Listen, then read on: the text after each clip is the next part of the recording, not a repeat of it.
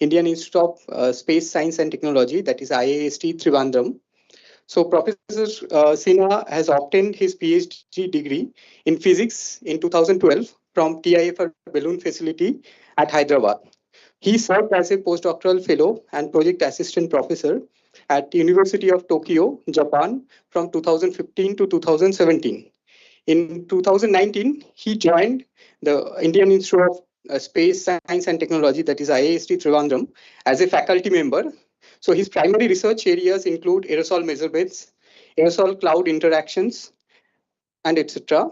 He has participated in many national and international field campaigns over both land and oceans. He has authored and co-authored almost more than 50 research papers in the field of aerosol science. Today, he will be delivering a talk on aerosol-moisture-cloud interactions over Indo-Gangetic Plain during winter. So with this brief introduction, I invite Professor Sinha to deliver his talk.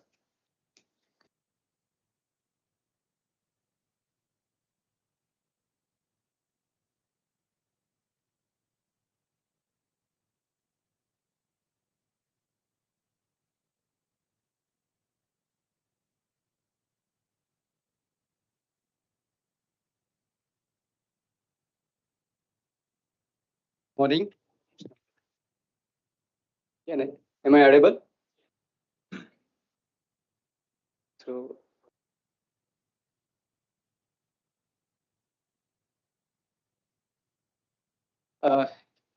good morning for a nice introduction, and also thanks to ITM for, and especially Dr. Padma for arranging this talk. I'll be, as you can see, the title of this talk is basically how aerosol cloud moisture interaction takes place in the atmosphere. So basically, I'm from instrument background. We work on development of instrumentation, but in the last 2-3 years, I got inspired from my students that we should also look at this aerosol cloud interaction. So whatever I'm going to share with you in a couple of in next 30 minutes or so, it's all from my students, which I learned from them rather than I teach them actually. So with this, so if in between a little bit off, I really apologize for that, because this is something new for me, but I thought to discuss with you and then take your feedback as a beginner. So this talk will go in this fashion. So I'll give a small, I'll briefly.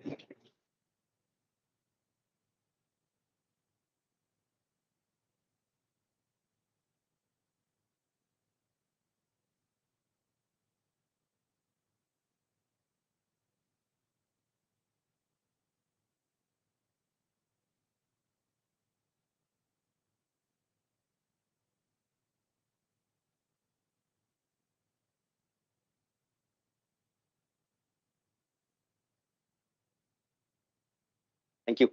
So this talk is organized as follows. I'll start with a brief motivation, followed by the data set and study region, and then role of particle hygroscopic growth in winter haze formation, then role of the size and hygroscopic growth in aerosol cloud interactions. I abbreviated it ACI, potential pathways for ACI, and then I'll summarize and challenges associated with this aerosol cloud interaction. So this study was basically motivated with this. If you look at the left panel, which is this one, which is the number of visibility days from 1980 to 2020, almost 20 years data. The visibility for less than 1 kilometer and less than 500 meter. If you look at this, there is a almost twofold increase in the visibility. So there is a reduction in the visibility in the last 20 years. Whereas if you look at the middle panel, which is the surface PM 2.5 concentration, I hope you're aware that for two locations, for Indo-Gangetic Plain, New Delhi and Kolkata, we can clearly see there is a declining trend. Of course, the data periods are slightly different because this is 1980 to 2020, and there is an overlap of 2 years, 1919 and 1920. But despite that, there is a declining trend. That means these two results really contradict, because when PM 2.5 concentration is decreasing, essentially it should also decline the visibility, because when the number, the concentration of aerosol increases, it basically reduce the visibility. But you can see here opposite trend with the visibility. So that was one motivation to look at what are the sources, because if the emission of PM 2.5 is declining, why the visibility is increasing actually? That was one motivation. And then this is all familiar and very well known cited figures about aerosol cloud interactions. Even in the latest IPCC report, which was released in 2021, which also clearly indicates that our understanding about aerosol cloud interactions is very limited. So what I'm going to discuss with this motivation, there is a reduction in the PM 2.5, whereas there is an increase in the visibility, and then our understanding in aerosol cloud interaction till today is very limited. So for this purpose, we have used the data. Of course, this is satellite data, because we need spatial coverage, so we don't have that much resolved, especially resolved ground-based measurements. So we have utilized MODIS data, and sorry.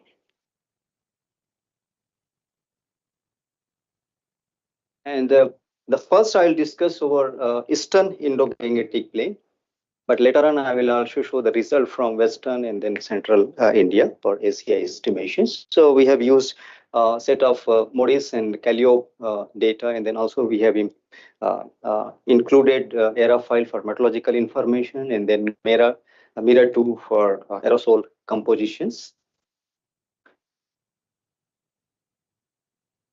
So this is to indicate you that the role of the dry aerosol in winter has actually. So if you see here, how the dry aerosol optical thickness is extracted from the ambient aerosol optical thickness is depicted in this equation. So what we did, that we took the ambient AOD, which is from MODIS at 550 nanometer. Then we calculated the fraction of that particular species using this mirror 2 data. So we have taken AOD of black carbon, for example, and then total AOD contributed by black carbon, organic carbon, sea salt, and sulfate, and also dust. So these are the major aerosol compositions, which is also supported by in situ measurements. And we also then once we have this fraction and then hygroscopic growth of each aerosols, if you get this information, the ratio, that means percentage fraction of each individual aerosol and their hygroscopic growth factor, we can actually extract the dry AOD. So this delta BC for is defined over here, and then FRH BC is also given. So we have taken the reference RH as a 0%, because we assume that at 40%, because some of the studies indicates at 40%, but we still feel that at 40% there is some growth. But then in this study we have taken RH, the reference RH at 0%. So the left panel. So once you extract this dry AOD from ambient AOD by incorporating the mass fraction, percentage fraction of each aerosols and hygroscopic growth, we can extract the dry AOD. And this left panel shows the spatial distribution of ambient AOD, which is this. And this panel shows the dry AOD, extracted AOD, using this formula. So you can see that there is a twofold increase in ambient AOD compared to dry AOD. So if you take the ratio of ambient AOD and dry AOD, it's almost 1.8 times. Okay. So this is the frequency distribution of both dry and ambient AOD. If this is just AOD, and then this two color indicates the dry AOD and ambient AOD. If you look at this, and we define that the haze episodes occur when the AOD exceeds more than 0.85 by magnitude. So that is what we are defining as a haze episode. So if you look at the magnitude of the dry AOD, which is only 5% or exceeding more than 0.85. 95% or less than 0.85. That means dry AOD is contributing very minimal to the haze events. But if you look at the ambient AOD, it is almost six-fold higher than the dry AOD contribution at 0.85. When AOD is above 0.85, if you look at the frequency occurrence, it's almost six-fold actually, because this is somewhere 0.85. And if you look at this, it's almost around six-fold. And we have calculated that around 31% cases, the haze events are induced by or because of the AOD increase, because of the ambient AOD, which increases by when the AOD increases 0.85. 31% the haze events are because of the ambient AOD, which exceeds more than 0.85, and the dry AOD contribution is a very minimal. So that clearly indicates that the aerosol moisture interaction. So we looked at the humidity. Sorry, this is again the trend of dry AOD and the ambient AOD, and then the difference. The bottom panel is basically the difference between these two, the dry ambient and dry AOD, over the period from 2006 to 2021, and the y-axis is AOD at 550. If you look at the ambient AOD trend is about 2 times than the dry AOD trend. So there is an increasing trend of the ambient AOD.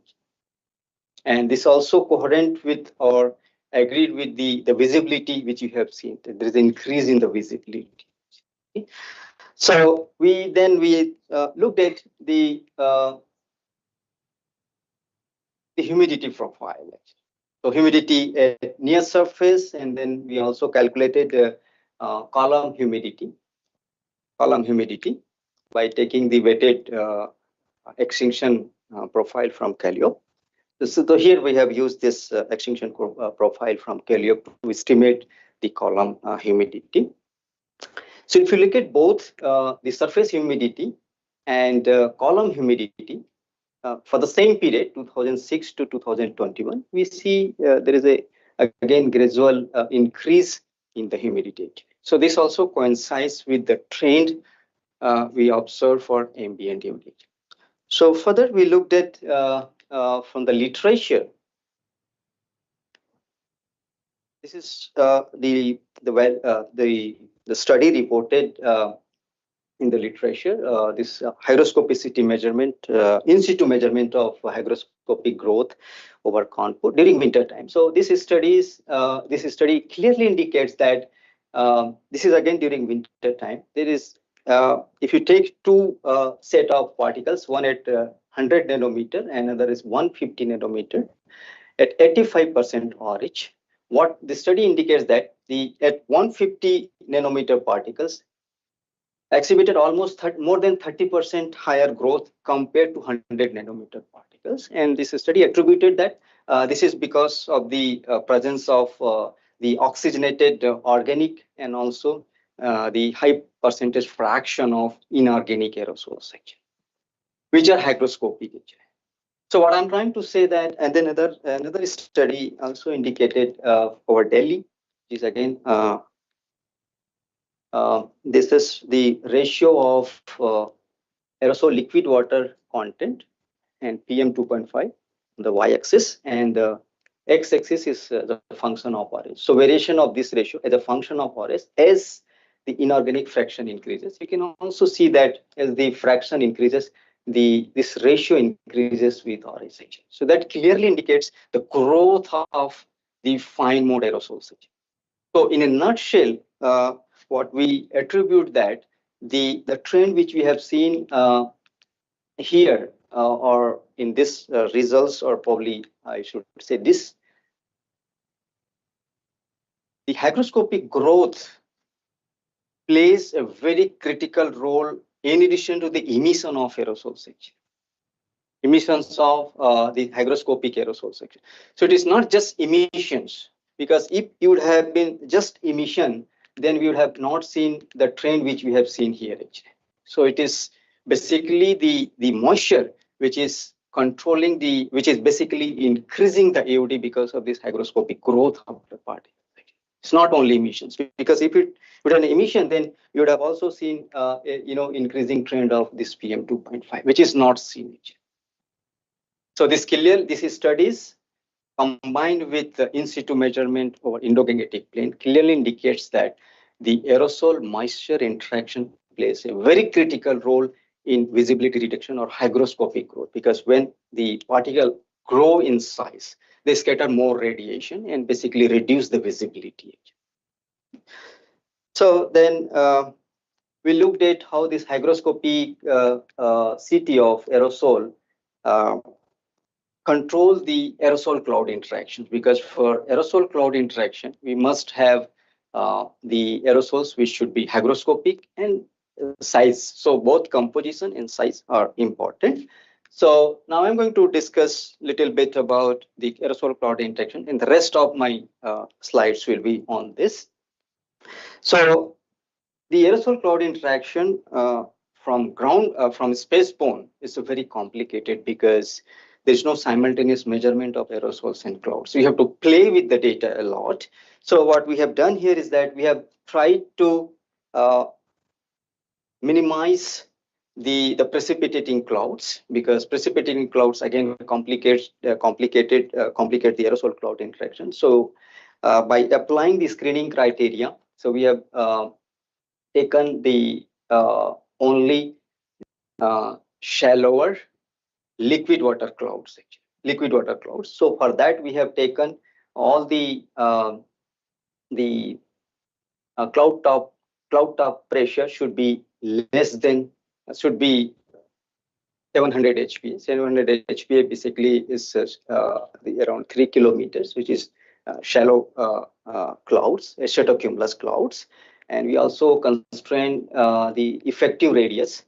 So effective radius is between 4 to 28, because less than 4 micron is highly erroneous from the satellite, and above 28 is mostly drizzling clouds actually. So which again complicates. So we have screened those data, and the cloud top temperature, cloud optical thickness is between 4 to 30. So avoid the thin clouds, less than 4 are very thin clouds. So it's again erroneous. So we have applied this criteria to ensure that in our data, we are in cloud data, we are only considering shallow liquid clouds, actually, liquid water clouds. And this is the Calliope vertical profile, which also shows, the most of the aerosols are below the boundary layer during the winter time, below 2 kilometer. So this the cloud top pressure below 700 HPA, and most of the aerosols which are below 2 kilometer ensure that there is a physical interaction between aerosols and clouds. Okay. So with this, we tried to look at, then we looked at the cloud set data to ensure that they are stratocumulus clouds. So this animation shows that the occurrence of stratocumulus clouds during this winter season, 2006 winter, and January and February 2007. And for those pixels, which I am showing here, we have extracted the aerosol and cloud properties for those pixels where we have presence of stratocumulus clouds during winter time. So we have taken 5 years of climatology to assign the pixels where stratocumulus clouds are there. from cloud set because cloud set is a radar, so we can get the cloud types from radar. So this is the retrieval of AOD and the cloud effective radius and liquid water path. So the aerosol cloud interaction is defined as the change in effective radius with the change per unit change in aerosol properties. In this case, we have considered aerosol optical thickness and aerosol index, and this aerosol index is defined as a product of ambient AOD and angstrom exponent. To indicate the size information, this aerosol index infers about the size, basically segregate the size between fine and coarse mode. So greater than 1 is for fine mode, and if angstrom exponent is less than 1, we categorize as a coarse mode. And we know that the Stormy effect is, there is a negative slope when with increasing AOD, there is a reduction in cloud effective radius that we define as a Stormy effect. And the anti-Stormy effect, it goes reverse with increasing aerosol loading. There is also increase in effective radius. So this graph is the variation of effective radius for ambient AOD for different liquid water path, because you need to fix it. You need to fix the liquid water path because CR also varies with liquid water path. So in order to in order to ascertain the variation of variation in CR with AOD, you need to constrain the liquid water path actually. So we fix this liquid water path. Of course, this is a quasi constant. Within this, we assume that the variation of CR is not significant. So for different bins of LWP 0 to 25, 25 to 50 up to 250, we segregated bin the data. And you can see here is that there is a increase in CR as ambient AOD increases.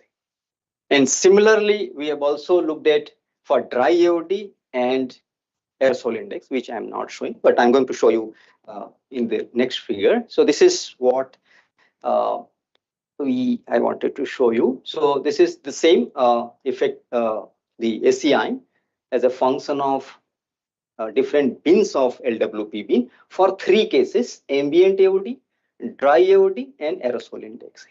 So all 3 cases, of course, reverse Stormy effect, as you can see here, is all negative, because with increasing AOD, there is a increase in CR. All LWP bin, there is a the reverse Stormy effect. Of course, the magnitude decreases as the LWP increases actually. And this magnitude, so this clearly indicates that at lower LWP bin, we have the high computation for available water vapor for each liquid water droplets, whereas at higher LWP bin, there is less computation, so particle growth is already activated, and there is a less variation in the effective the size droplet distribution. So there is a less increase in the radius here. So what's something interesting in this case is that in all 3 cases, there is ambient and dry and AI. AI is the aerosol index. You see the reverse Stormy effect. So, but literature says that the hygroscopicity and size has a very important role in ACI. That also we can see, but it is not reversing the sign actually. Hygroscopicity for hygroscopic cases and dry AOD and the AI, for all 3 cases, we are seeing consistently the reverse Stormy effect. Means that though the magnitude has increased, but it is not changing the signage. That means the hygroscopicity of aerosol cannot control or cannot effectively control the sign of the effective radius. If it would have been, then you would have seen a kind of a Stormy effect. If hygroscopicity has a very significant role, of course, the magnitude has decreased, but still showing the reverse Stormy effect. That means hygroscopicity cannot explain the reverse storm effect. That's what I wanted to convey the message from this slide. Okay. So the next couple of minutes, I will show you that we extended this study to more regions, that is Western Indo-Gangetic Plain and Central India. The result which I have just shown is for Eastern Indo-Gangetic Plain. Now we wanted to see whether such feature is also observed only for aerosol cloud interaction, because the hygroscopicity we didn't do for other two regions. So I'm going to show you some of the results from the Western IGP and Central India. So this is the climatology of meteorological conditions. So temperature, humidity, wind speed, vertical wind, and free tropospheric humidity. I'm going to define, and lower tropospheric stability. The reason to show this slide is the following. We categorize this the entire Indian region into three sub-regions in order to minimize the influence of confounding meteorological variables, because in ACI it's very hard to segregate the aerosol cloud microphysical effect from the meteorological influence. So we have minimized by segregating the entire study region into three sub-regions, that is Indo-Gangetic Plain, Western Indo-Gangetic Plain, and Central India. And you can see here is that each region has very uniform, the meteorological conditions. So if you consider the free tropospheric humidity, they are mostly dry. Lower tropospheric, mostly they are ERGP, this Eastern and Western, they are unstable, whereas this Central India is somewhat stable. So with this background of meteorological conditions, we looked at the aerosols and cloud properties again for three regions. So again, I just wanted to highlight that there is a physical interaction between aerosol and cloud, as can be seen from this Calypso profile, which is again showing the most of the aerosols are confined below 2 kilometers, and the warm clouds are also shallow, which are also distributed, which I have shown in the previous slides, we are confined below 3 kilometers. So this enables the the likelihood of aerosol cloud interaction during winter time. So this is again similar graphs for other two regions, Western Indo-Gangetic Plain, Eastern, of course, I have shown for Eastern Indo-Gangetic Plain, but we have extended the period, and then Central India. So all three regions, for all LWP, we can see very consistent reverse storm effect. All three regions.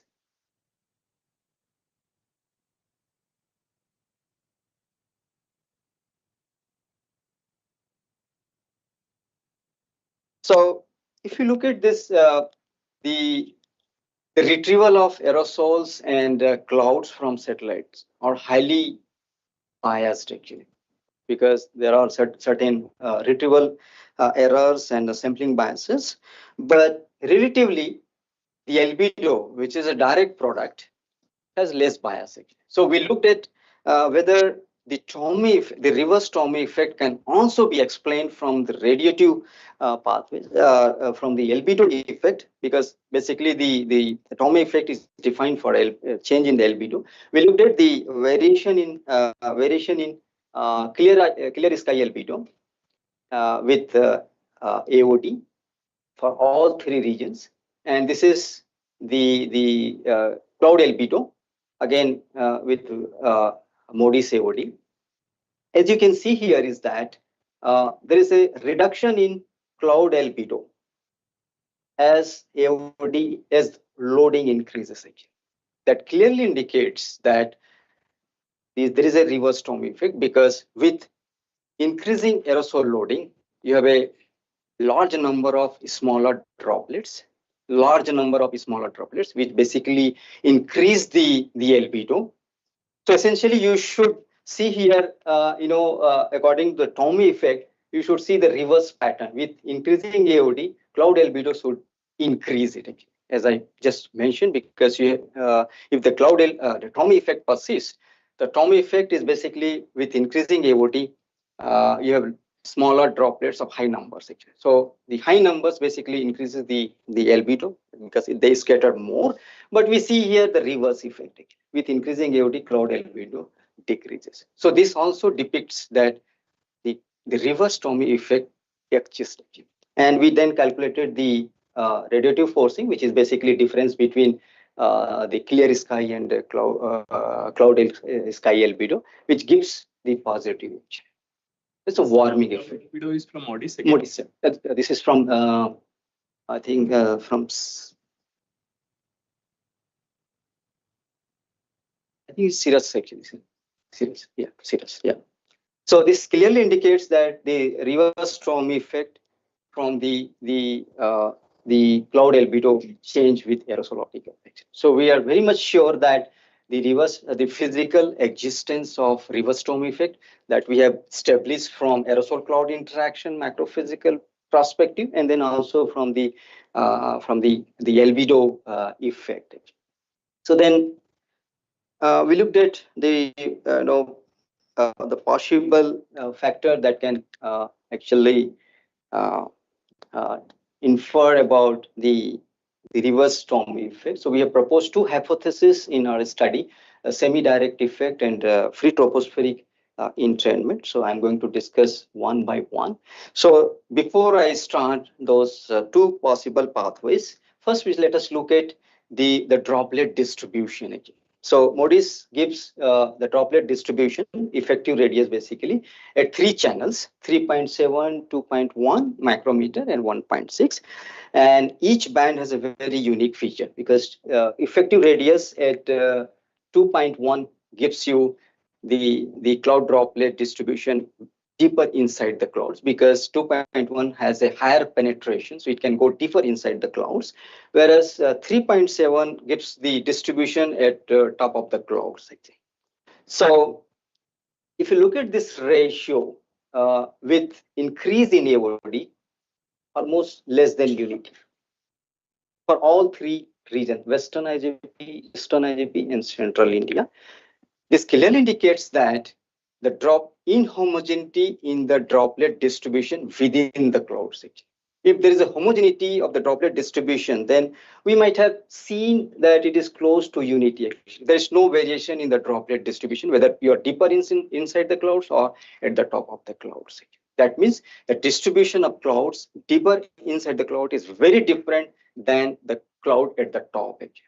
And it is on this graph also indicates that towards top of the clouds, we have smaller droplets. That's why this ratio is less than unity. Less than unity. So with this background, we looked at one more thing I should explain here. So normally we anticipate that when the cloud develops,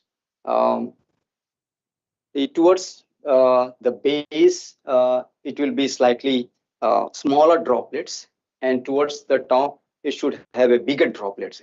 In general, if there is no entrainment or if there is no the external effect, but this clearly indicates that either this is because the lot of the coalescence processes happens towards the base compared to towards the top compared to the base because of the lower temperature and high supersaturations toward the cloud top. So, but we have seen here the reverse, it is less than 1. That means towards the top, we have a smaller droplets compared to deeper inside the clouds. So we looked at the same thing I'm repeating here, the ACI, because I just wanted to show you the comparison, the ACI for different LWP beam. And then we categorize the ACI effect for 3 different aerosol types. The first one is scattering, then mixed aerosol, and absorbing aerosols. So if you look at here, for the weighted ACI, which is defined in this formula, it gives you the ACI at when the absorbing aerosols are prominent, there is a large reduction in ACI. Under the presence of absorbing aerosol, there is a the significant reduction in ACI under the presence of absorbing aerosols. And what kind of these absorbing aerosols are there? In order to assess that, we looked at the change in the albedo with Moody's Miser AOD, because Miser gives you the fine mode fraction and also non-sphericity, which is defined as NSP. So if you look at here, this is the fine mode fraction. So this is less than 0.3. That means higher coarse mode actually. 40% coarse mode, less than 60%, then between 6 to 8, and then greater than 8%. So here you have more coarse mode. So under this coarse mode and absorbing type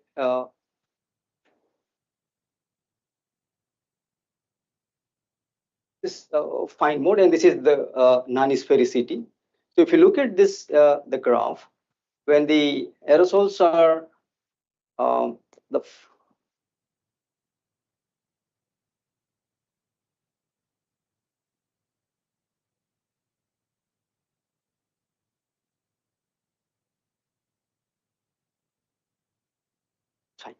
so in presence of the fine mode, the coarse mode, we have we have the significant reduction in the cloud albedo, which is also seen that when this coarse mode are non-spherical and coarse mode. So under non-spherical and coarse mode, because this is the coarse mode and non-spherical, NSP indicate for non-spherical. So under coarse mode and non-spherical, you have large reduction in ACI, and this coarse mode and non-spherical, they're absorbing type actually, because under absorption. So those absorbing type aerosol could be either dust, because dust is coarse and non-spherical. In addition to that, black carbon can be also a dust when it is agglomerated. So in order to assess that, we looked at, so what I wanted to summarize here, that this ACI, which we have estimated for all three regions, they have clearly indicated that under the presence of absorbing aerosols, and those absorbing aerosols are coarse and non-spherical, under those cases, we get very strong reverse Stormy effect. I repeat once again, under the presence of absorbing aerosols and coarse and non-spherical case, we get very strong reduction in ACI, strong reverse Stormy effect. So then we looked at the CDNC, the cloud droplet number concentration as a function of AOD for different different AOD fraction of dust, all three regions. As you can clearly see that as the as the dust fraction AOD increases, there is a strong reduction in CDNC. So the cloud droplet numbers concentration decreases drastically as the AOD increases with a the large fraction of dust AOD for different dust fractions, which is less than 0.23, greater than 0.23. So these numbers are basically obtained from this frequency distribution. This threshold were set from this frequency distribution of the dust fraction AOD. And you can also see here is that with F dust, there is a strong reduction in the cloud droplet number concentration. So with this background, that one more is there with black carbon also. So this is the similar analysis. The variation of cloud droplet number. Which color is less dust? Sir, actually, this is black carbon, and the previous one is dust. Yeah. So You say when less than 3.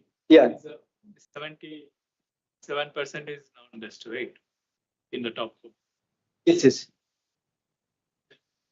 Increase in AOD. yeah with increase. See increase in CDNC. Yeah, but that's why it is because of this reverse storm effect, it is decreasing. So this also indicates the presence of reverse storm effect. Actually, if it is a storm effect, so with increase in the AOD, you should get more droplet number concentration. So that is also not seen in this case. Actually. So there is a reduction in the droplet number concentration as AOD increases, actually, which is again the reverse of the storm effect. Actually. That's what we are saying. It is reverse storm effect. Actually. And then for black carbon also, though it is not very clear for central and western, but it is very prominent for the eastern IGP actually. With increase in AOD for different fraction of black carbon, there is a reduction in AOD actually. So reverse storm effect can be also explained from the reduction of CDNC, because when you inject more aerosols in the clouds, so there is a intense competition for the droplet for the water vapor for each droplet's presence there. So essentially they don't develop. So the number concentration will increase, and then the effective radius should actually decrease. Actually. But we are seeing here the reverse actually. Rather, the droplet number concentration is decreasing. Actually. So this graph also is criteria. Yes. Yes. Yes, you radius segregating the non-precipitating clouds. Yes. Yes, sir. Micrometer. Yes, sir. Yeah. I've seen by Rosenfeld and all. Mm-hmm. It is diameter. Yes, sir. Not the radius. So radius is 14 micrometer. Yeah. Above which the collision coalescence is yeah. Actually, dominant. For this study, we have said. My guess is that because of that criteria, the clouds, which is changing everything. Yeah. So actually, I could not mention. Actually, in the first study over Eastern Indo-Gangetic Plain, that criteria was this, which you mentioned. Sorry, this one. This one. But the study which I am explaining right now, we have taken CR 14 actually, between 4 and 14 actually. CR between 4 and 14 actually. Above 4 and less than 14 micron. So we have seeing the reverse Tommy effect. Yeah. Surprised to me because every time the reverse. So yes, sometimes some LWP ranges can be. Yes, sir. But in this case, our case for all LWP ranges and all three regions. In fact, we have also looked at South India. There also we are seeing the reverse observed the reverse storm effect. Actually. So in this criteria, in that one, we have considered between 4 to 14. Actually. So we have avoided the precipitating clouds. Yeah. At least in the effective radius, it can be different, but the droplet number concentration also decreasing. Yeah. With the increase in aerosols. Yeah. Also violates. Yes. Then aerosols. Yeah. Is the cloud droplet. Yeah. It is dominantly dust. Yes. Or dominantly blood. Yes. Which I think is going to activate as a CCN. Yes, sir. That is possible, but yeah, we have to check. Yes, sir. So that's what we are proposing a few mechanism by which we can explain this reverse storm effect. So with this, that what we observed that we have established now the presence of reverse storm effect from the aerosol cloud microphysics and then the radiative pathways. And here also we looked at that the decrease in CDNC with increase in AOD, which is again reverse of the trauma effect. So with these three, we have established. And then we thought, we looked at the meteorological condition, which is defined as the free tropospheric humidity, which is at at 700, the potential the free tropospheric humidity is basically the humidity at 700 HPA, because that is our cap. 700 HPA, we are considering all the clouds below 700. So 700 HPA is defined here for free tropospheric humidity. And then low tropospheric stability is defined as a difference in a potential temperature between 700 HPA and surface. So this is an indication, index to define whether the atmosphere is relatively stable or unstable. So there is a threshold which I have taken from the literature. So around the above 14 above 15 LTS, above 15 Kelvin is most likely is stable, and less than 15 Kelvin is relatively unstable, or you can say weakly stable, or greater than 15 Kelvin is stable, and less than 15 Kelvin is relatively less stable or unstable actually. So under this condition, as you can see here, this color, this graph which shows that the rate of change of liquid water path with AOD for different FTH and LTS condition for three regions. So what we have seen here is that if you look at this this graph, so with all three regions, with a strong reduction in LWP is always associated with the LTS, which is greater than 15 Kelvin, and FTH, which is mostly dry actually. All three cases, the strong reduction in LWP with aerosol loading is associated with the higher LTS, that means relatively stable, and dry free troposphere. So this clearly indicates that the dry entrainment of aerosols toward the cloud top, and you can also see that the weighted ACI for all three regions for two categories, when the free tropospheric humidity is greater than 40% and LTS is 15 Kelvin. That means the atmosphere is relatively unstable, because less than 15 Kelvin is indication for relatively unstable, and FTS greater than 40%, because there is an influx of moisture from the surface towards the cloud top. Under this, we have compared to this, because this is for when the FTS for free tropospheric humidity is less than 40% and the atmosphere is relatively stable. So there is no moisture influx toward the cloud top from the surface. So under these two categories, we see here for this, when the free troposphere is relatively dry and is stable, we get very strong reduction in cloudy ACI. So that clearly indicates that there is a dry entrainment towards the cloud top.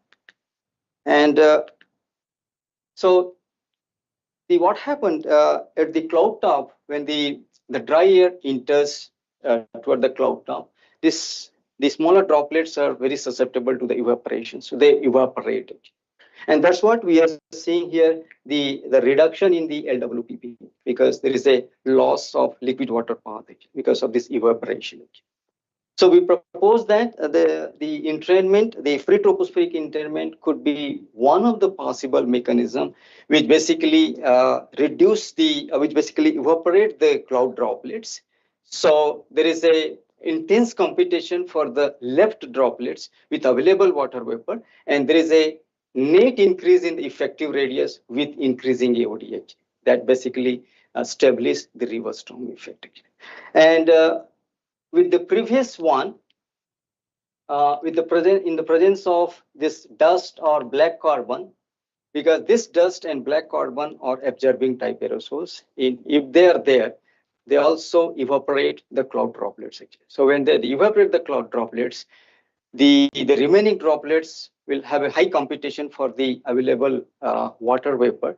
And as a result, the very few droplets will be activated, and there will be large range in the effective radius. So you basically get the wide CER with increasing AOD, and that's what we are referring as a reverse storm effect, because with increasing AOD there is an increase in effective radius actually.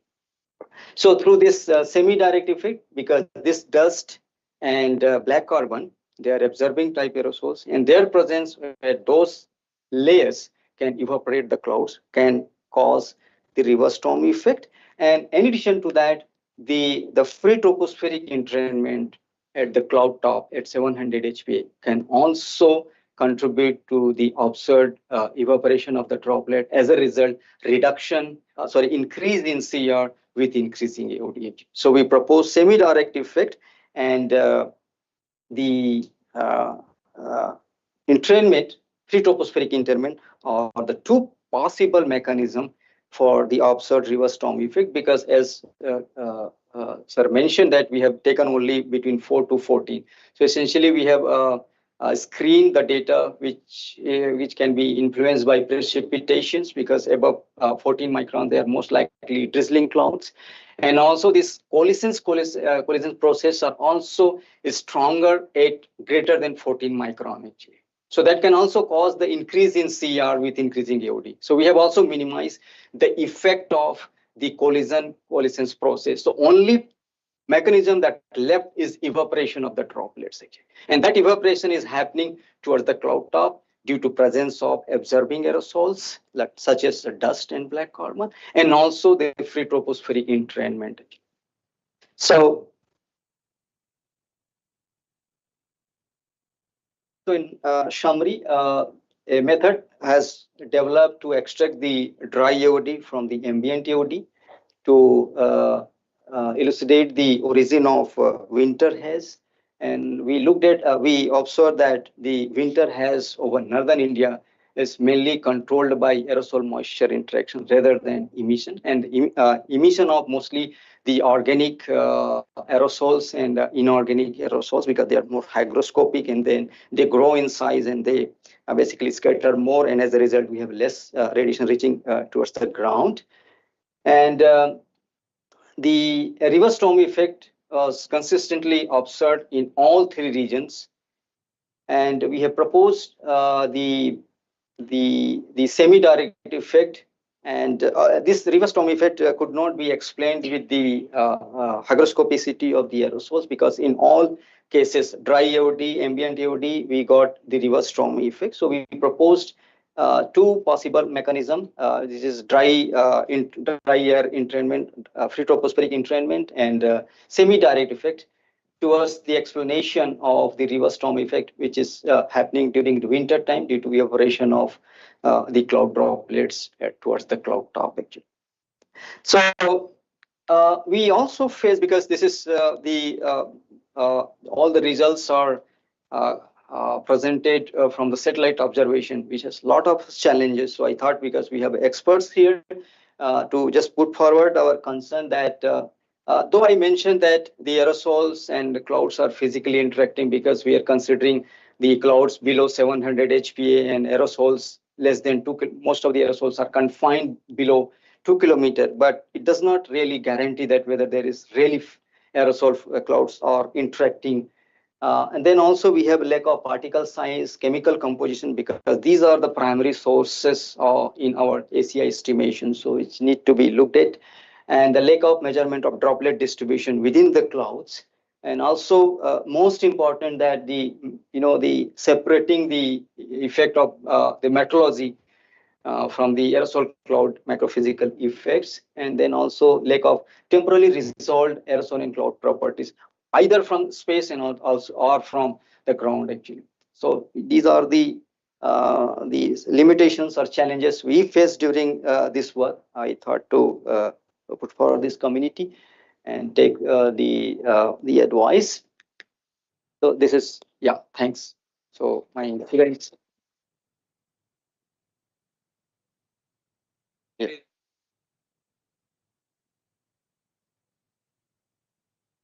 Thanks for the thing, but I want some clarity. Yeah. So regarding the first part of the presentation, you made some endeavor of dry part and wet part. Yes. Something.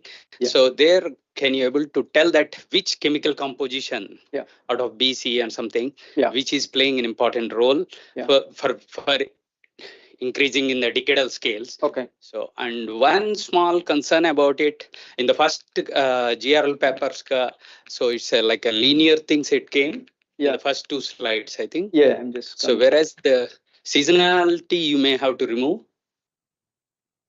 Not here. Yeah, here. Yeah, this is winter actually.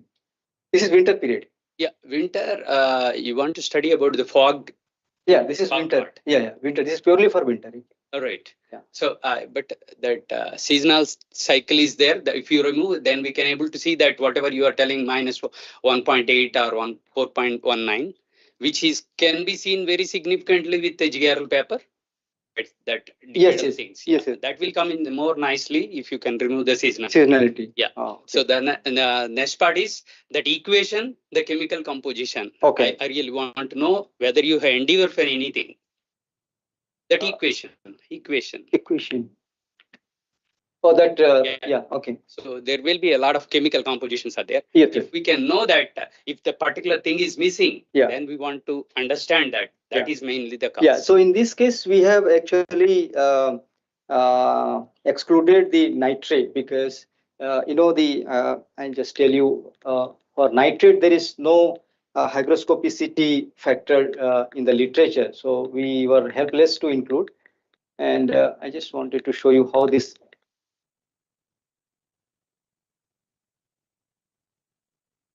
So this is how we have derived the hygroscopicity because I did not include it's too much. Fine, but I want clarity. That's it. Yeah. So since this, the hygroscopicity is derived, needs this coefficient A and B actually, which are only available for those components which I have listed actually in the literature. For nitrate, it is not there. So we could not include. The first part and second part, when it comes to you extend for the large scales, so you're gone for the satellite data. Yes, sir. So where I have seen that LWP. Yes, sir. Whereas earlier you are using RH. Can we make them both in a connection? Okay, so for hygroscopicity, I have used RH. I understood your limitation of observations. Yes, sir. So you are extending, but you want to make it the large scale. Yeah. But as the final scientific things we want to prove. So can we use in all places LWP or RH?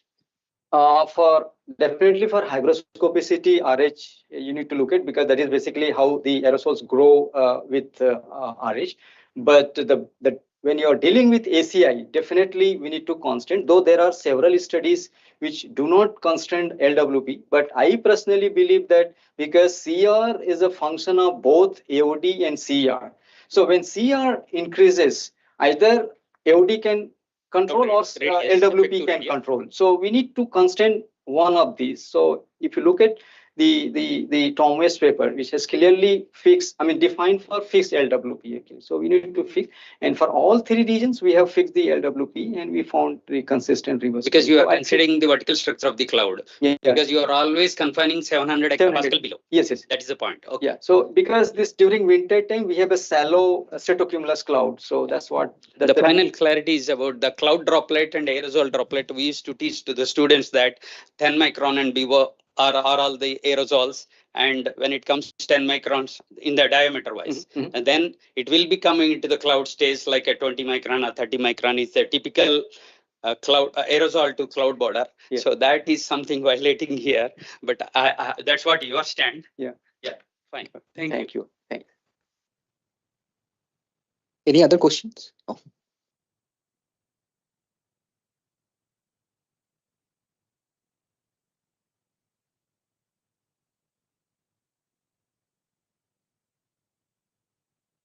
Ambient AOD, how you what is the objective category? Dry AOD? We are calculating dry AOD using this formula actually. So ambient AOD from satellite actually. So dry AOD by calculating their fraction and hygroscopic growth factor actually. Yeah.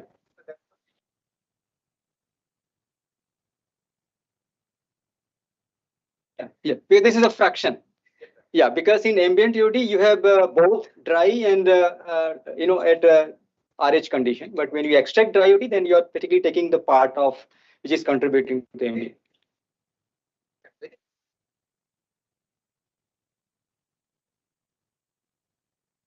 Can you repeat? Has formation definitely. That's what I have shown. It is definitely decreasing the visibility actually. Yeah, that's what this trend is shown, that visibility reduction has increased for the last 20 days by 2 folds actually. Yeah. Hygroscopic group.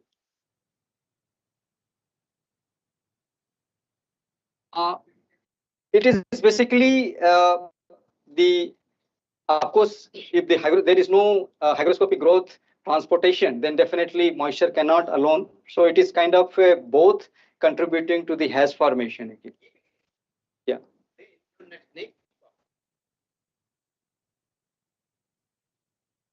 Yeah.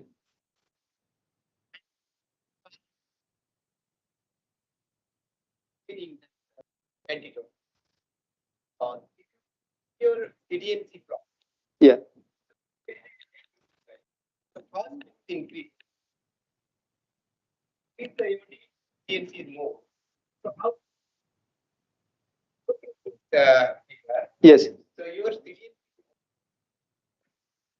is less. Yes. Again, so it comes from. But increase. the Next part is the beauty is CDMC. that is storm wind. But we are getting reverse. Yeah. Half part.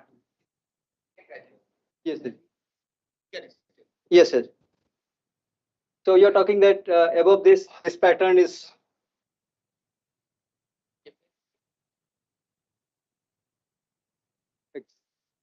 Why?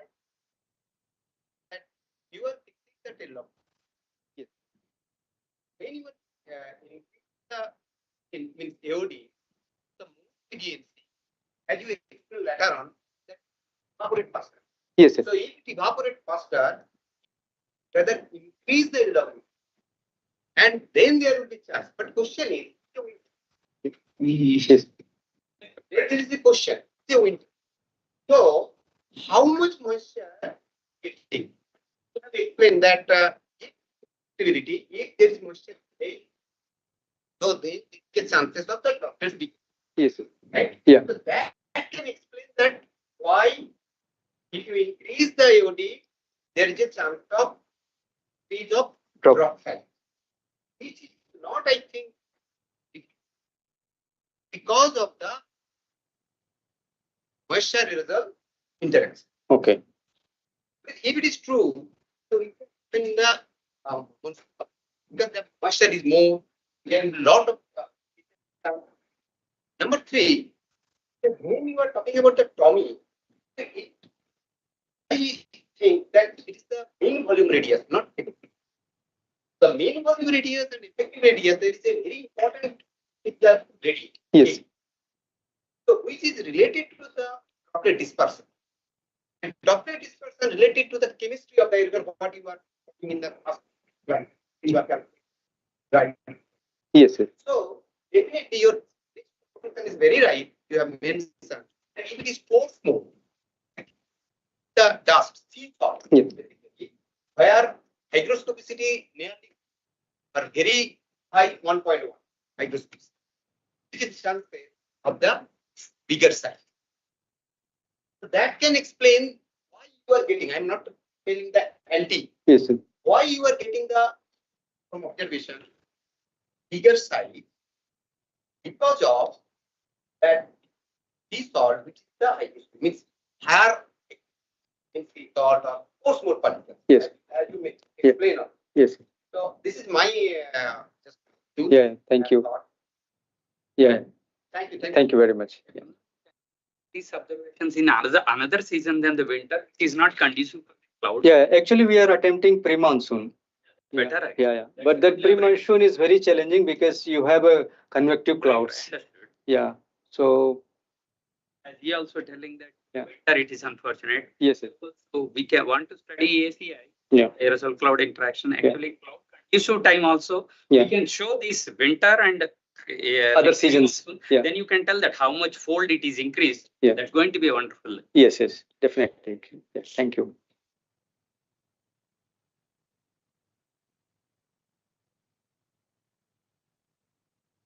Can you speak loudly? Your speaker is not. Mic. Is it okay? So, what is the actual aerosol percentage is going to participate in this cloud aerosol interactions? Because during winter times from last 6 years, we have observed that there is a less cloud percentage over the IGP region, less than 40%. And even in that, the low level clouds is almost 30 to 40%. Yes. And you are studying particularly the low level clouds aerosol interactions. Second point is that during winter time there is a fog formation already. So already there is a aerosol is much participate in the fog formation or haze formation. Then how that aerosols is going to participate in the cloud formation on a cloud aerosol interaction? A good question. So basically, if you look at this, this again from the cloud set.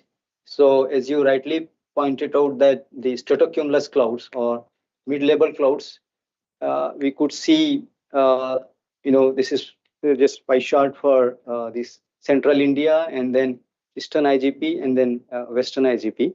So the cumulus and then stratocumulus and stratus, they are there in very significant low level clouds. And you're coming to your second question that how much fraction of aerosol, as you might have seen that when we look at the aerosol vertical distribution, most of the aerosols are below the boundary layer actually. So we anticipate that around 80 to 90% of the total aerosol distributions are well below the boundary layer actually. So that could be one. Yeah. Any other questions?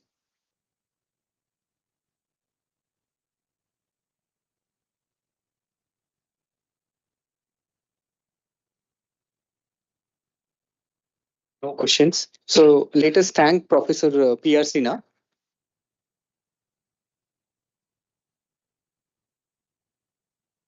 We can disperse now. Thank you for attending. Let's thank Professor Sinha. Yes, I think contributed to our CAPEX campaign in the initial stages in phase 1 on all the radio sound balloon burn from TAFR. So thank you, Dr. Sinha. Thank you.